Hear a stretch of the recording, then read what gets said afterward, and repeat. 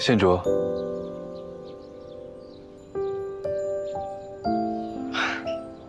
这也能被你找到？内司伯说，县主心情不好的时候，就喜欢一个人在这待着。你还不如说是打卦打的，我根本没有这习惯。汉使臣应该不会是来安慰我的吧？县主15年前便随内司伯在聂业局查案，查到临近真相时，失去了所有线索，恐怕早已司空见惯。话虽如此，你好歹也做做样子。是小母疏忽了。算了，你也没那份心思。找到新线索了？在太水区观星时，有时也会失去星辰的踪迹，但星辰运转有其轨道和规律。若是一时在天空中消失，只需去它来时的路上寻找，它总归会回到那里。查案比星辰要复杂得多，但道理应该也是一样的。若是案件一时失去头绪，那就去原点寻找。你也想到这个了？这一切的原点，就是宫墙上开出了那朵花。楼绰。我们原本在调查了韩啸之死，是楼绰故意把疑点引向胡达。杀死胡达的地方在绣红楼附近。若真如楼绰所说，他是因为嫉恨胡达才杀了他，为何要等到韩啸死后3个月，我们开始调查壁上花时才动手？他可以把韩啸神不知鬼不觉地埋入宫墙中，没必要大费周章地杀掉胡达。楼绰一定还有话没说。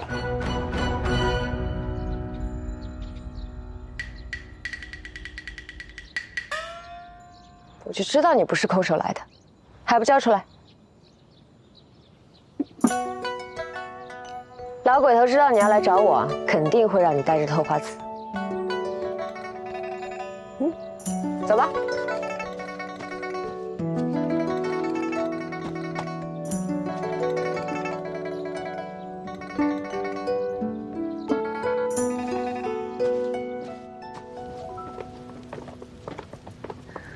顾思之怎么样？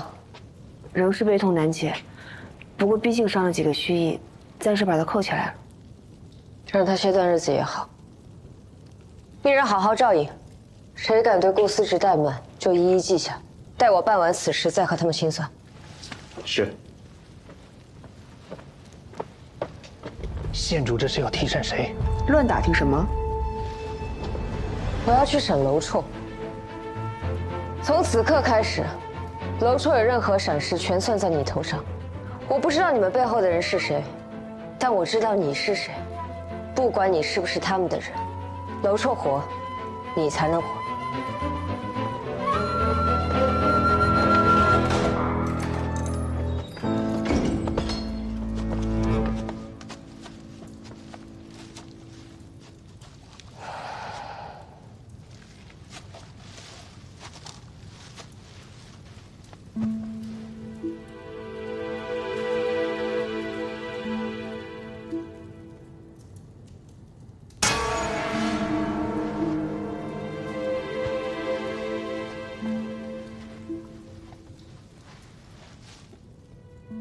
你撒谎了，你没有伤害韩啸，是你救了他。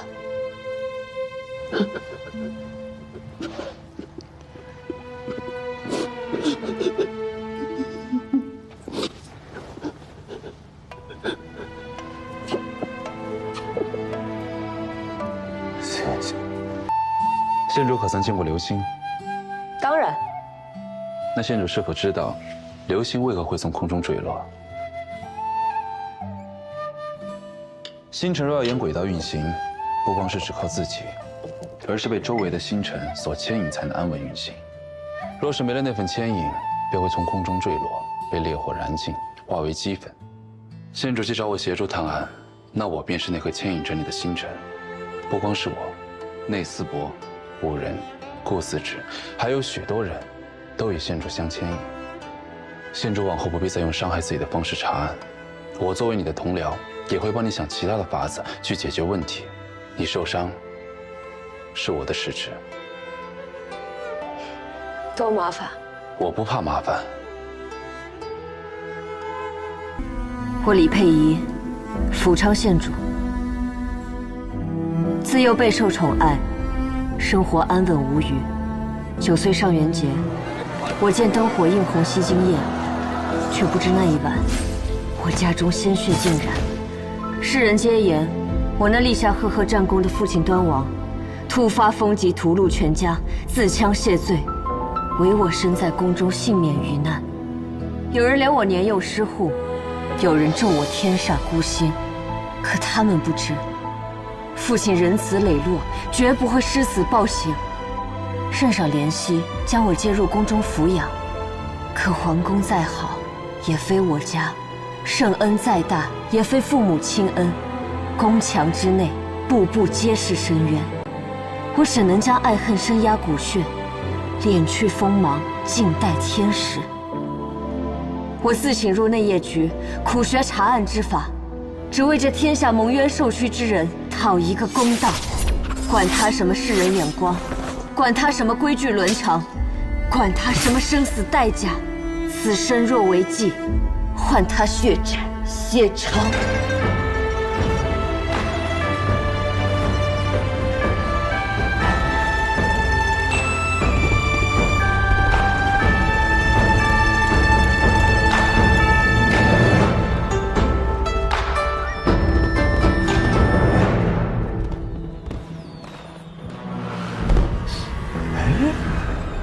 圣上，你看，那远处是什么呀？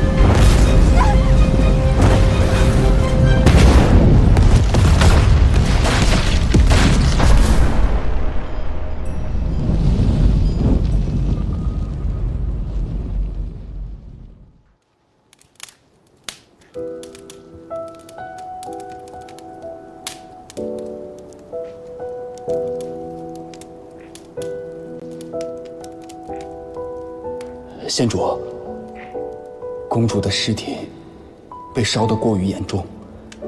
县主昏迷期间，太常寺已封存残骸于夏宫，待抓到真凶，查明真相后，再行入殓。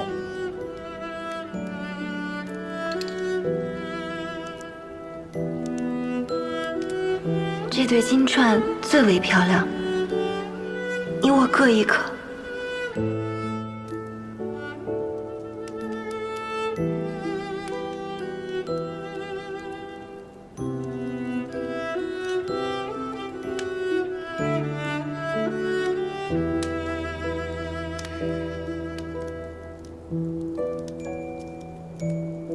圣旨到！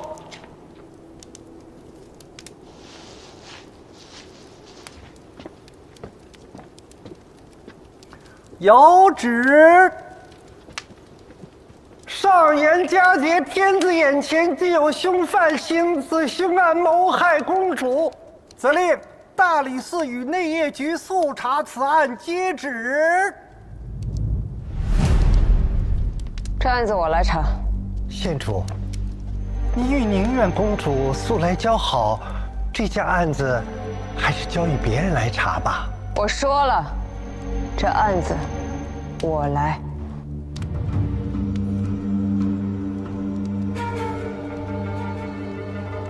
那就有劳县主了。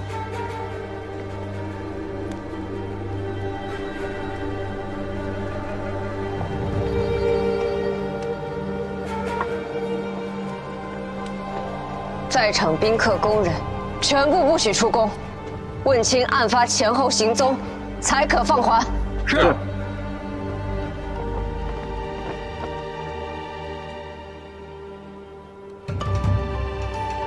药叉出现在西南方，去对面的3座楼上找，附近出现的人着重盘问。是。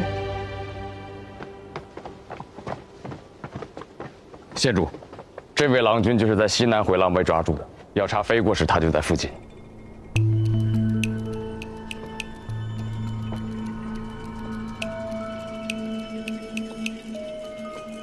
你是何人？太史局太史丞萧怀瑾见过不常县主。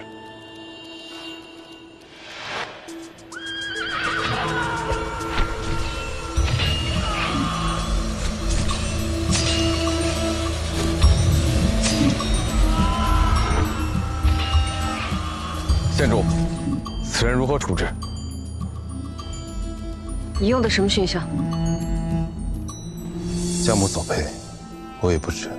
你方才说自己叫什么？太史局太史丞萧怀瑾。令尊可是太子太傅萧文渊？是。宴席期间为何离席？身子不适，前去更衣。更衣需绕行那么远？久未入宫，一时迷了路。案发之时，你人在回廊，刚好经过。可看到了什么？看到药叉从空中飞过，还未看清，便被金吾卫拦下了。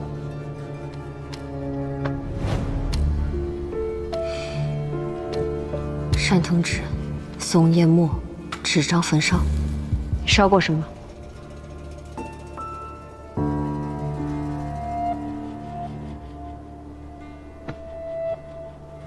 带下去，看好了。是。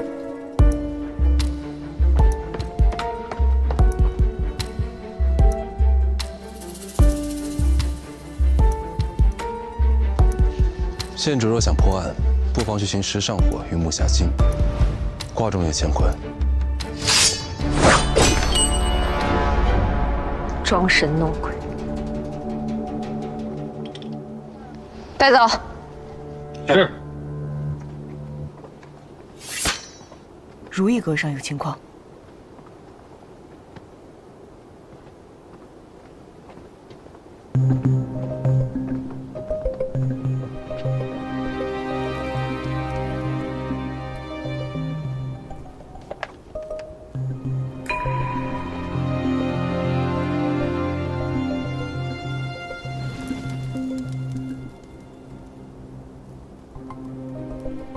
果然，和我预想的差不多。这是固定药叉用的。为了装神弄鬼，还真是没少费功夫。蜡油、丝线。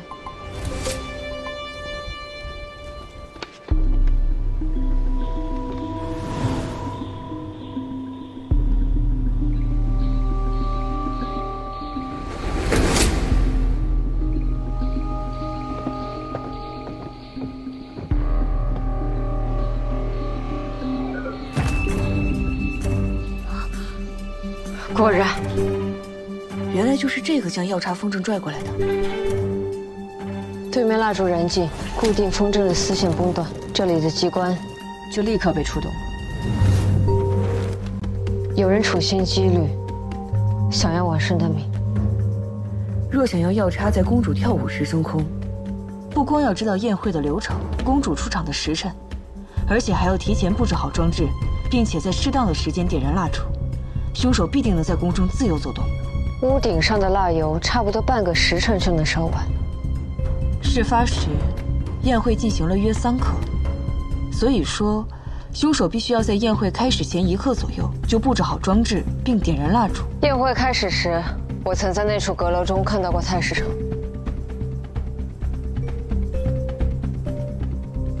从如意阁顶到县主所说的位置，就算是身手了得之人，也至少要2刻才能赶到。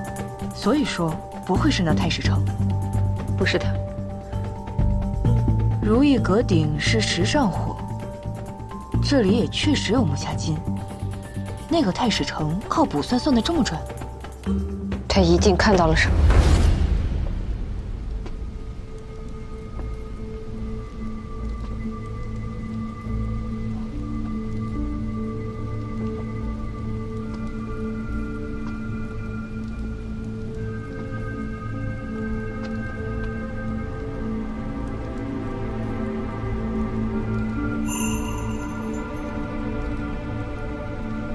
劳驾，给我笔墨。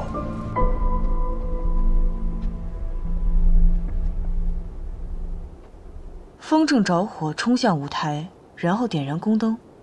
不，药叉着火是用来装神弄鬼的，舞台上的火才是用来杀人的。宫灯并非风筝引燃。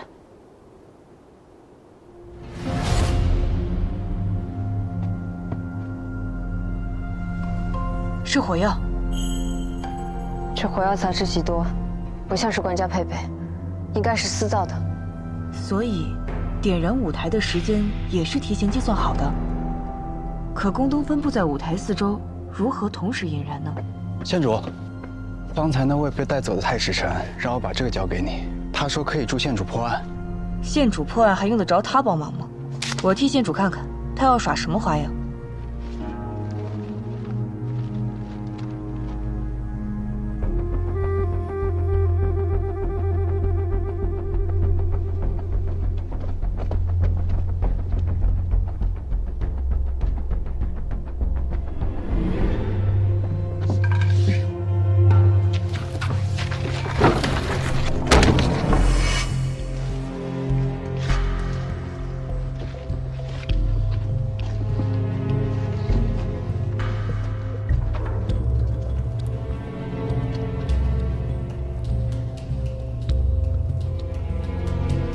宫灯是在舞台下方被引燃的。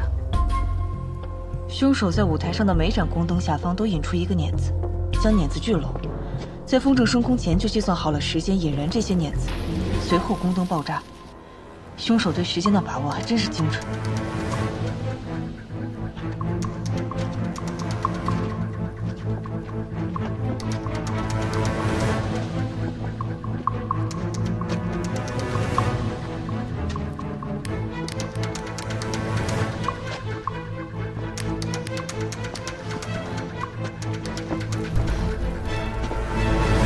里面都是石板地面，只可能在暗门外的土地上留下些。老大，我错了，我再去找找。不用去了，他们一直在附近搜查，血印早被踩乱了。那我找人把这半枚血印踏下来。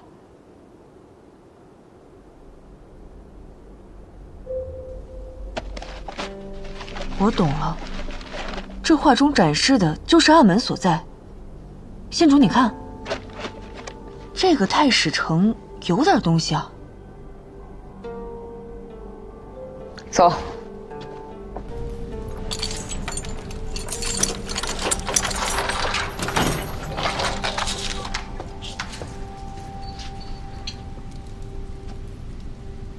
县主终于来了。跟我走。县主可以还我清白了。我从来没有说过是你做的。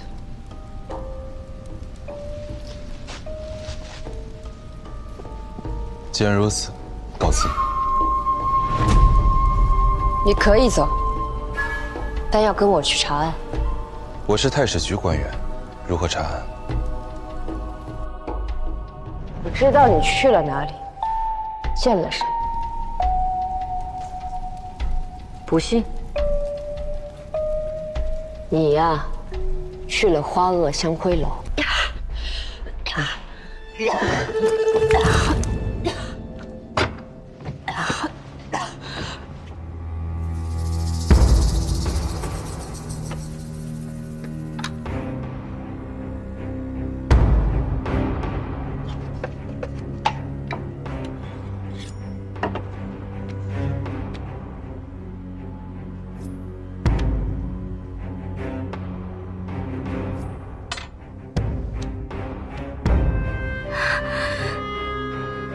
县主，我对不起十五公主，此事请责怨我一人，莫牵连我爹娘。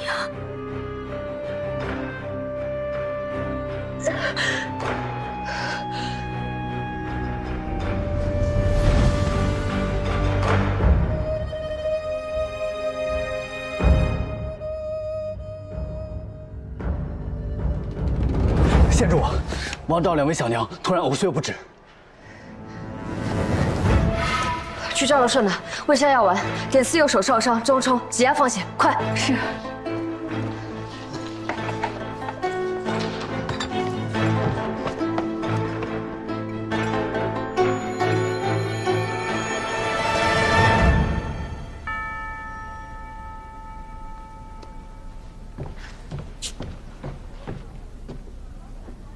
来不及了。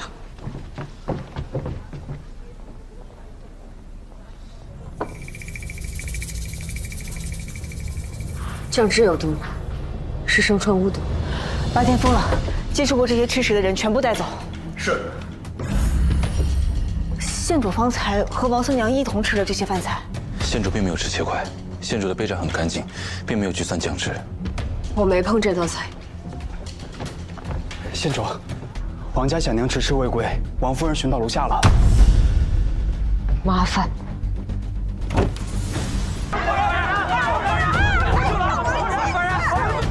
不能所有人都被拖住，你先带人追查下毒之人，从后门走，快！是。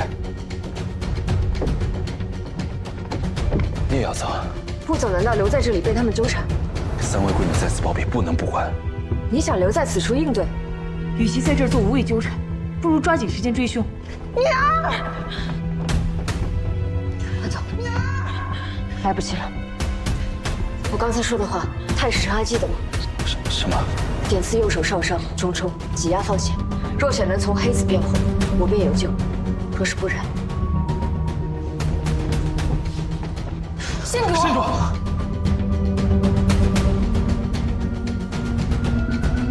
靠你了。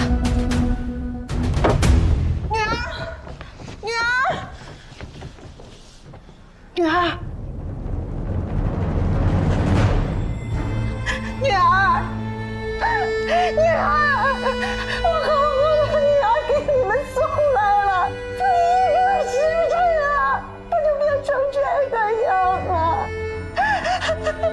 无常县主，你能告诉我，这究竟是怎么一回事吗？你女儿遭人毒害，我正在追查下毒之人。李佩仪。我念你是县主，我对你尚有一丝恭敬。我女儿她本不该来此，她是为了配合你问话帮你查案，却在你手里没了命。若不是你将她带到此地，她何至于此？你居然一副事不关己的态度。夫人，县主查案也是心切。夫人不妨先将三娘带回府中，还她清静，也让县主追查真凶，告慰三娘。查明真凶，查明真凶能换回我女儿吗？你们今天一定给上述府口的所有人一个交代。王夫人想要什么交代？把他绑了，去圣上面前比。谁敢？县主，县主，县主。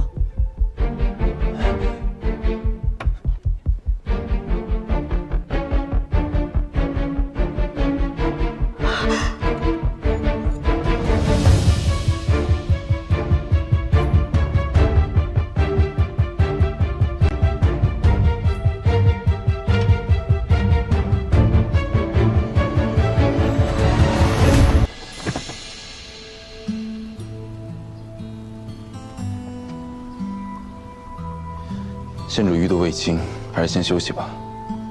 找到凶手，为公主报仇，你说的。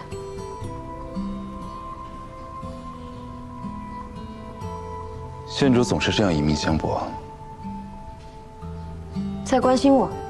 好不容易把你救回来，我不想是一场徒劳。太史丞昨日在周贺兰面前维护我，还没跟你说谢谢。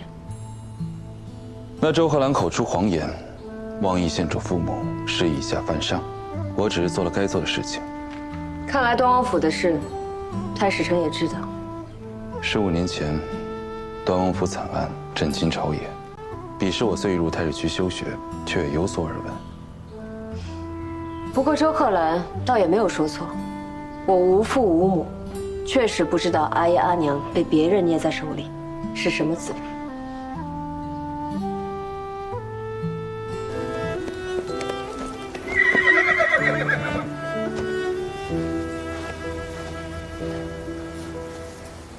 县主，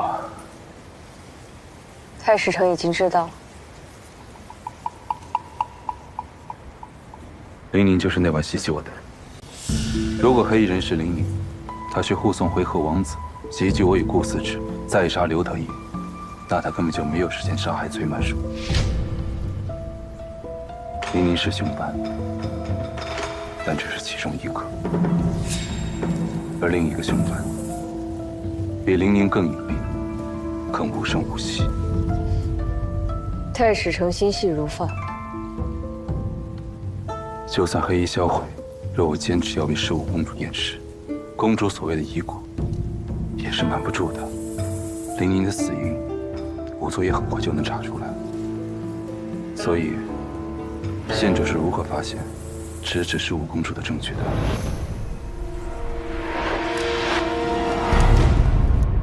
那幅绣图，只可能出自婉顺之手。不过，早在云车楼之后，县主就已经怀疑15公主是假死了吧？你不吃鱼，就连内司伯都不知情，我不相信那是个巧合。县主提早一步找到公主，是想干什么？我不知道。说实话，我不知道。如果婉顺想要回宫，我就带她回去，向圣上坦密一切，然后跪在兴庆宫前替她求情。若她想离开呢？每个人都要为自己做过的事情付出代价，公主也一样。你是要我把我最好的朋友押回去吗？若县主心意已决，平萧母是拦不住的。那你又何必赶来？拦不住，也要来。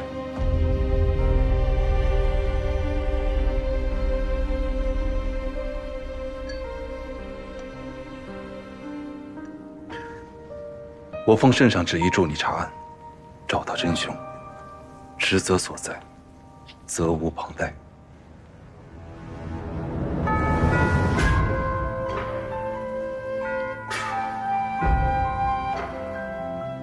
太史丞，你去面圣吧。现在就去将真相禀明圣上。你的问题我想好了，若婉顺想走，我就拼死送她离开，之后去向圣上请罪，用我一命抵婉顺一命，这是我的代价。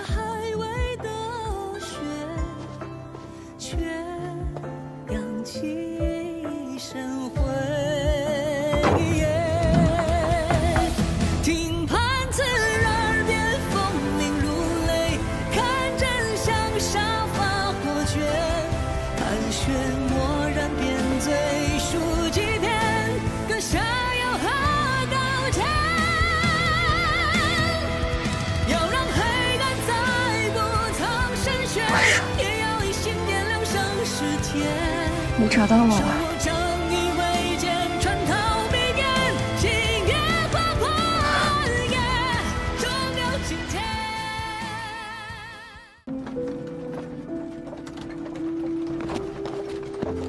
婉顺用命才能逃过的这条路，终究还是有人要去走。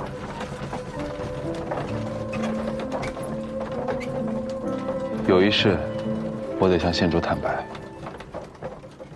那日宴席前，我见过15公主，见过公主。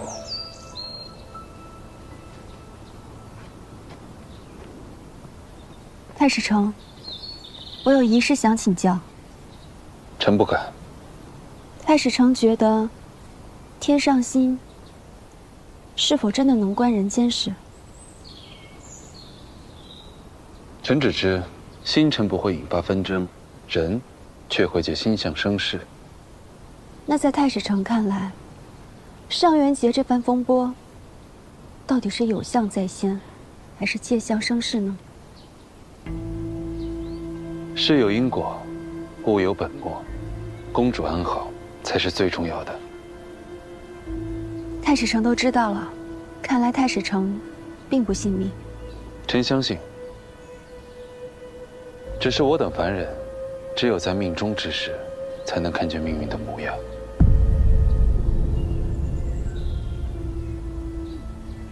多谢太史丞。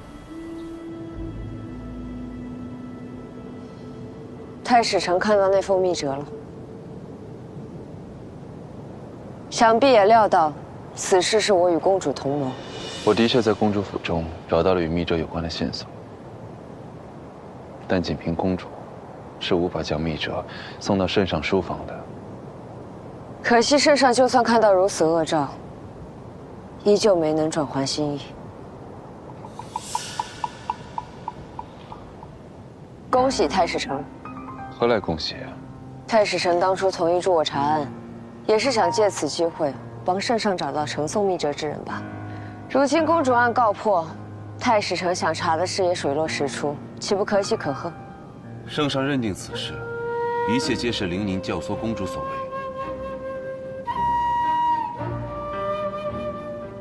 太史丞，律法和情义如何兼得？法者，知之端严；君子者，知之远远。我虽乖张古怪，不是君子，应该也算不得小人。我对县主并不了解，无从判断，也无意指摘。耕地者有耕地者的心，深宫中有深宫人的难。我不过是有些遇事傍身，耍些聪明伎俩，占了些偏爱，才从地上站起来。晚睡是另一个我，一个没能站起来的我。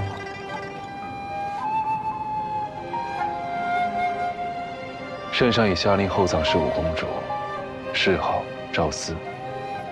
圣上还是爱重十五公主的。你我都知道，何为爱重？采银魄而登霞溪，掩浮云而上正。幸好，他已经去了他想去的地方。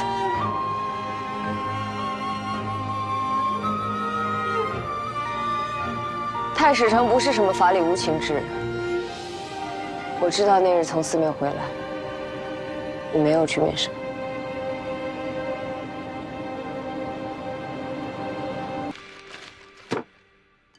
给阿爷看病的钱，弟弟读书的钱，家中修灶台的钱，东起买炭添衣的钱，这些信里基本上都是家里要钱，含笑给钱。那家人在装穷压榨女儿，你一袋钱买这些信，就是在助长他们讹诈的习气。你再看看这信上有没有说点别的？他出宫以后要去哪儿？需不需要父母接应之类？余下还有许多未打开的，待我一一看完，就算有，也不值那些钱。这羊肉好嫩，太史丞尝尝。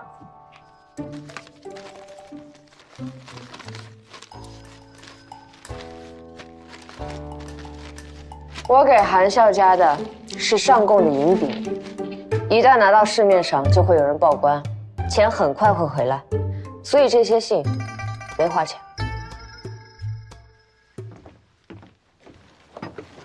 我去京兆府和长安县衙都查过了，这半年来没有韩笑入籍的记录。这位是？不关你事。哎，认识韩笑吗？壁上花那事儿之后，谁人不认识他呀？除此之外呢？他在出宫之前也是我曾帮扶过的人。钱是你借给他的？可不是嘛！出宫前还欠好大一笔呢，幸亏呀，这宫里给的安置费够丰厚，才将将的把本金给还上。那利息呢？那只能算了呗。哎呀，我这一天天干的，净是些赔本的买卖。赔本的买卖为何要做？我心好啊，都是苦命的人，遇到难处了，总得帮扶一把，不是？真是好心。那他出宫之后，你可又帮扶过？县主说笑了，掖庭局只负责将宫人送到寺观处安置，任他们各有去处。这去向为何，掖庭局从不过问，怎么会再见到呢？啊，硬要说起来的话，还真见过一次。切，你是想说那日的宫墙里？我开个玩笑。你也想被嵌进宫墙里养花？小的错了，县主饶命。我可以饶你，可是有人想要你的命啊！县主吓唬我。这条项链坠子，见过吗？哎呦喂，这可真是个好东西啊！虽然不曾见过，但想必是哪位妃嫔的宝贝吧？上寝局的红芍说，这东西是你送给她的。我呸！那个不知轻重的贱婢，此等物件岂是我们这种人可以有的？可是他说的清清楚楚，是掖庭局监座胡达托人送给他的定情之物。县主，我贪财也好色，可是贪财在好色的前边，惜命更在这贪财的前边。县主尽管带他来与我对峙，也让他把掖庭局的内侍一个一个确认，找到他说的那个中间人。这时辰也不早了，近日因为韩少姑娘的案子，圣上广开天恩，准备再放一批宫人出宫，奴婢还有许多差事要做，无法奉陪二位，见谅，见谅。那胡监座若是有什么一时想不起来的，也别忘了来内业局找我。自然配合县主办案。你不喜欢读书，为何用这么多书做摆设？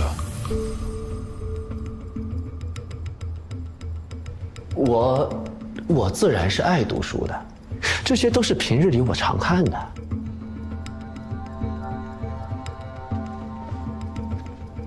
县主慢走。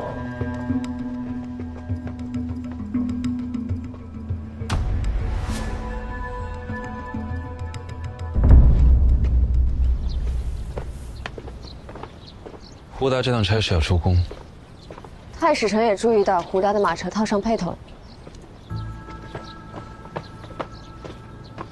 我刚查看过了，他这院子里没有艾草。他房间熏香淡雅，他可看不上艾草，是有人故意把韩笑的死引到胡达身上。活该，他那个样子，连我都想揍他，肯定得罪了不少人。什么借人钱财，不过就是私自放贷、收高价的利息。我得查查，他一个从九品监座哪来的这么多钱？他的书架第3层有一卷礼记，如果能拿到的话，里面应该会有东西。礼记？整个书架只有那一卷书被翻动过，我想应该不会是因为他喜欢看。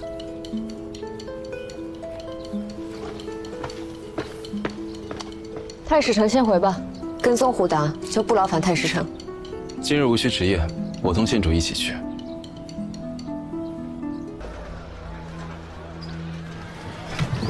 平人无聊得很，太史丞随时可以回去。关心也是一样追踪星辰踪迹，有时候几个月才会移动毫厘。原来太史丞才是行家。不过这胡达既然着急出宫办差事，为何不慌不忙地吃起酒来了？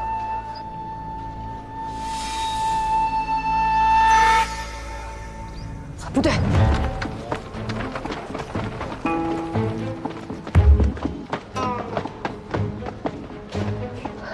坐这的人呢？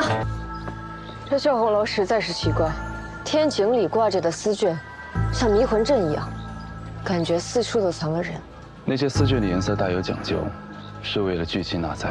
不止这些，还有厅堂门边的松柏，房梁上的桃木剑，这些与绣红楼装饰格格不入的摆放用物，都是为了开运聚财。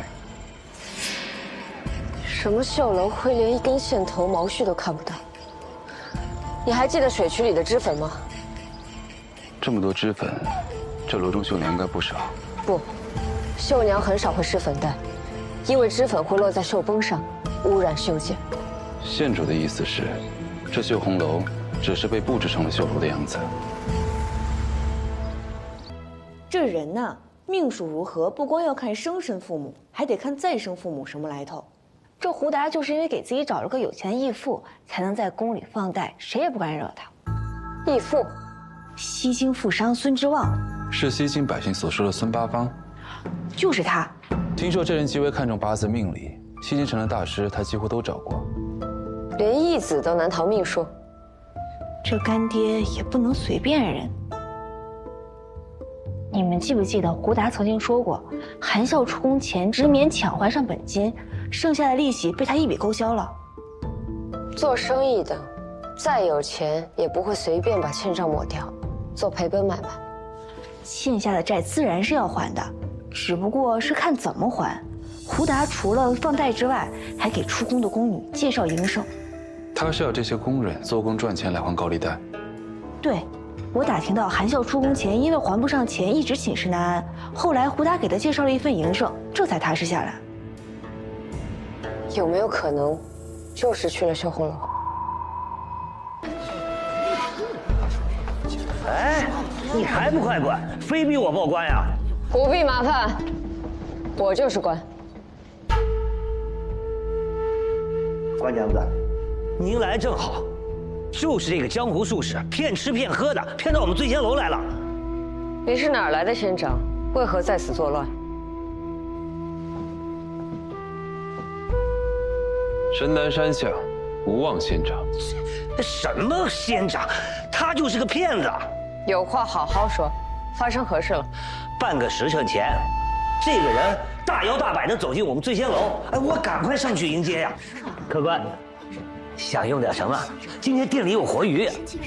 哥，是吗？不是，你手里举什么？不知道呀。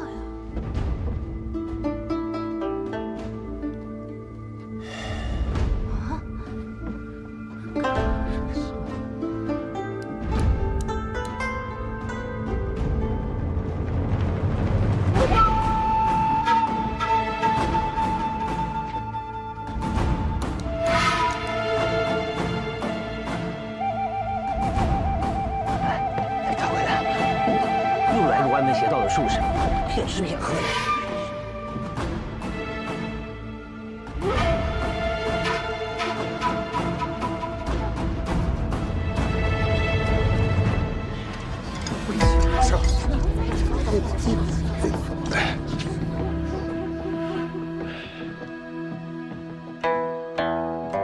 仙长为何叹气啊？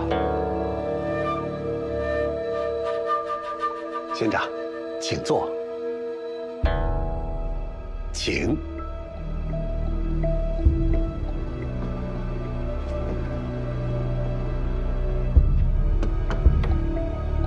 方才看出了什么？能否指点一二？镜花水月皆虚妄，繁华万古转头空。此店处处冲煞，店主今日坎坷。终夜难寐，邪祟作乱，破命伤财，不日还将有大灾。仙长，我家主家呀，最看重的就是布局。您看这里摆放的，哪个不是吉祥招财的东西？店里的生意呀，好得很呐。就是。若真是看出些什么，还请仙长明示。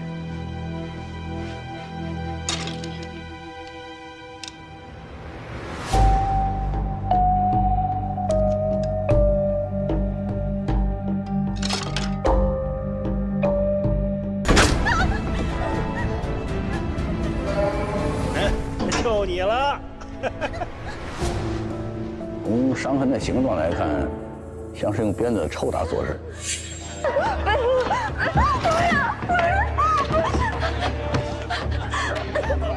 哭哭啼啼的真扫兴，我来陪郎君。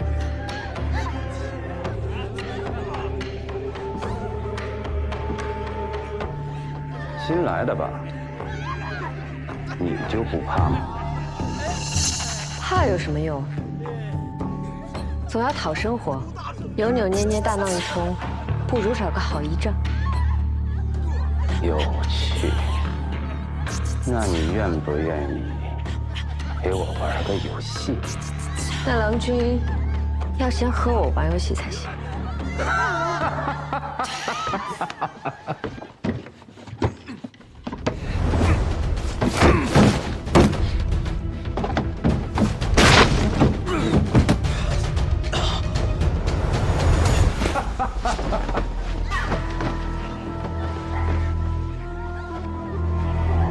哎，郎君要玩什么游戏啊？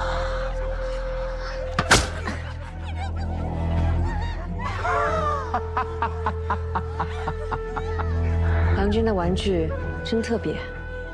那也没有你这小女子特别的。该我了。嗯，好啊。郎君可记得含笑？记得。是你的名字吗？郎君答错了，该罚。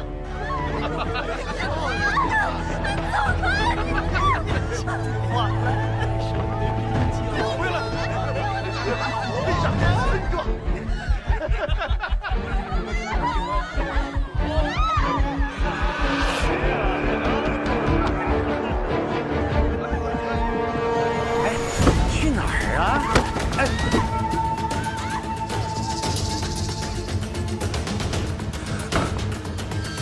卢正脸。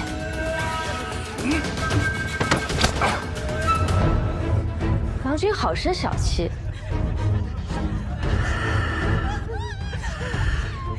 有意思。好的呢，抓住他！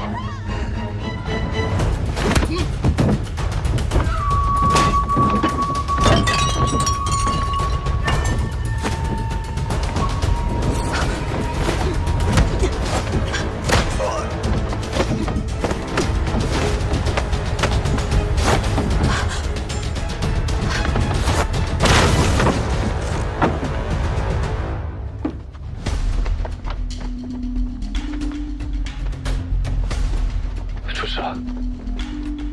圣上亲赐灵佛在此，剑符入见圣上，让开！哼，从未听过。好大胆子！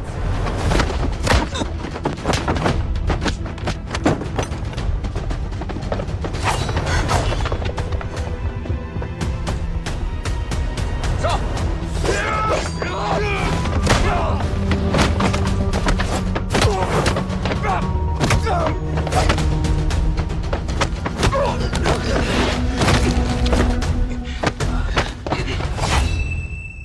跑啊！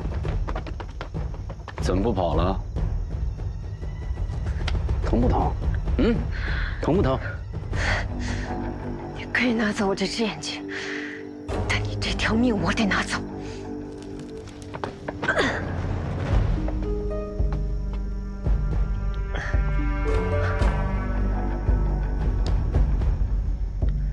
你是内卫，来这里干什么？想不通吗？想不通就跟我回内业去慢慢想。